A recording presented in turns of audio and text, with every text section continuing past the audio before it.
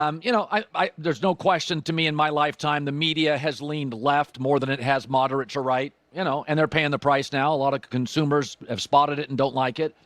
But I always felt in sports media, there was an East Coast bias. It's not a big city bias. It's an East Coast bias. And a prime example, and I've been reading stories over the last couple of weeks, when I worked at the other place, the offseason was dominated by the Red Sox and the Yankees because George Steinbrenner refused to lose. He'd fired Billy Martin 8 times. He didn't care. He would pay. His kids don't have his net worth, apparently, nor do they have his passion for baseball. Because the Yankees don't have the money of the Mets. Forget the Dodgers. They don't have the money of the Mets and Steve Cohen. So now everybody is complaining that the Dodgers are going out and buying all the best players. Those players are available to every billionaire, number one. And secondly, they're deferring payments, which everybody else could do. So when the Yankees had the advantage with the Yes Network and would dominate, CC Sabathia didn't even want to be a Yankee. He had said, yeah, I don't want to be a Yankee. And then they finally just said, okay, we're going to pay you way more than the rest of the market. That was totally celebrated by the media. Oh, it was unbelievable. Red Sox and Yankees, they're Cincinnati Reds, Pirates, Royals couldn't compete. Nobody thought a thing of that in the East Coast. Now the Dodgers dominate because they're deferring payments. And let's be honest, it's a great organization. I looked at a stat yesterday. Money in baseball only accounted for 18% of the wins.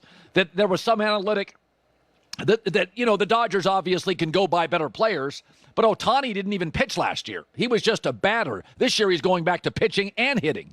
But it is interesting when you talk about bias in the media. I swear to God, when I worked at the other place, all I heard, my bosses would come bouncing down the hall every time there was a trade or an acquisition that benefited the Yankees or the Red Sox, and now everybody's in a tizzy because the Dodgers have richer owners. But the other thing about the Dodgers is they just care more, just like George Steinbrenner. Steinbrenner cared more than his kids do. That's a big part of it.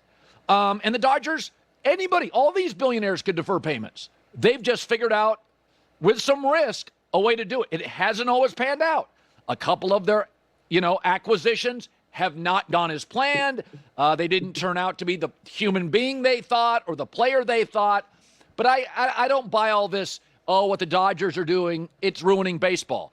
The bottom line is, baseball, once you got out of the 70s and early 80s, the big markets have always had an advantage. The Atlanta Braves are well capitalized. They always have good players. Houston Astros, that's a big city with a lot of money. They sell out their stadium. They have unbelievable support. They can go pay for players that maybe in Arizona or a Seattle or an Oakland couldn't.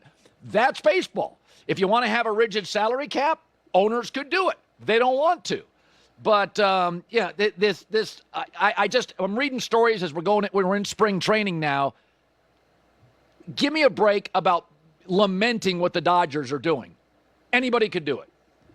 I was thinking about this morning. I was listening to Stephen Jones. So the Cowboys obviously have multiple problems. Their roster's not very good. They've overpaid for Dak. All you Dak fanboys in Dallas, how's it feel like now? He's going to be a $90 million cap hit next year. Josh Allen is less than half that. Now, you can manipulate that and work around it, but I don't know how you can get it down. You're not going to get it down to 30 or 40 million. So you wanted him to get paid. Here's what it looks like. But Stephen Jones, the Cowboys don't only have a production problem, they have a messaging problem. Here's Stephen Jones. We're going to look at everything we can. We're going to be selectively aggressive. We obviously, there's things in this league you have to, you have certain amount of resources they allow you to have, and we'll look at that. But we're going to try to improve our football team. We're going to improve our football team, and we expect to have success next year. Their messaging is a downer. We're going to be selectively aggressive. How come Philadelphia is just aggressive, not selectively? They paid their quarterback and A.J. Brown and Dallas Goedert and Devontae Smith, they will, and Saquon Barkley, and they Slay in the back end and defensive linemen. What is this selectively aggressive? Philadelphia is just aggressive. I saw a story this morning, Eagles interested in Myles Garrett. And the Cowboys are cutting coupons and Groupons. What are we doing here? So Dallas right now, and the Lakers were in this space until Luka arrived and they stole him from the Mavericks. The Cowboys are a downer. I mean, there is more hope next year with the Chicago Bears than with the Dallas Cowboys. And a lot of this is, I mean, you know what they've become? The Cowboys have become the classic house poor, where you go over your skis a little bit on your mortgage and you have 11 bedrooms and 13 bathrooms, but you can't afford, you got Brian Schottenheimer on the grill for dinner tonight. You don't have much because you can't afford anything else. And that's the Dak contract. But, I mean, they just don't have a diversified portfolio. It's CeeDee Lamb, overpaid Dak, cross your fingers on Micah, and they're coming off back-to-back drafts that just didn't relinquish much.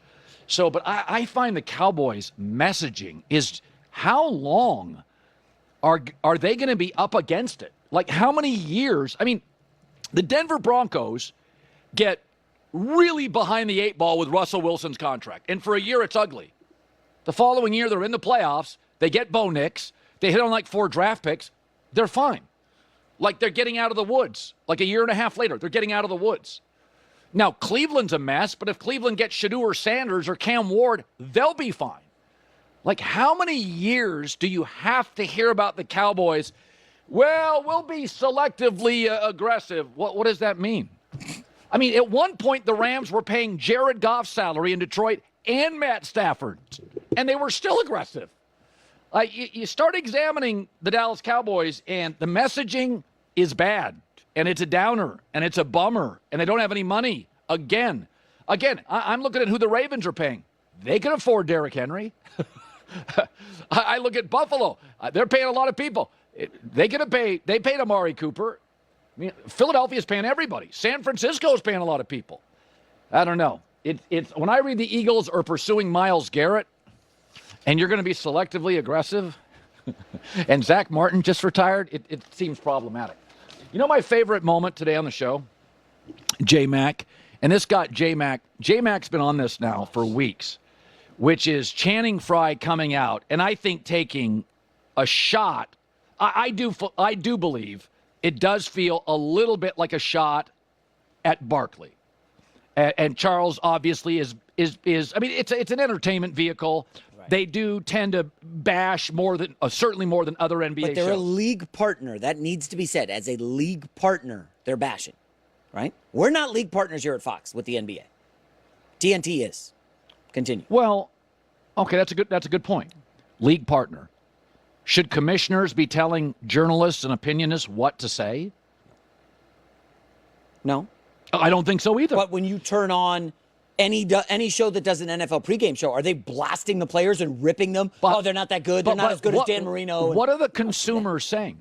The consumers are telling you this is the one show we like. Of course, because hate travels much faster than positivity. Look online. It's all hate. It's a hater's ball, a hater's cauldron online. So Barkley and Shaq, that's what they do. They just take dumps on every player. Are we haters? We're not haters. I mean, I don't like certain teams, but I'm not a hater. So this is the Channing Frye sound that J-Mac, and I think he could be right, is just taking a shot at Charles Barkley. Nostalgia is killing the NBA. The 90s basketball, Michael Jordan and Kobe, was not as clean as y'all think it was. Every great player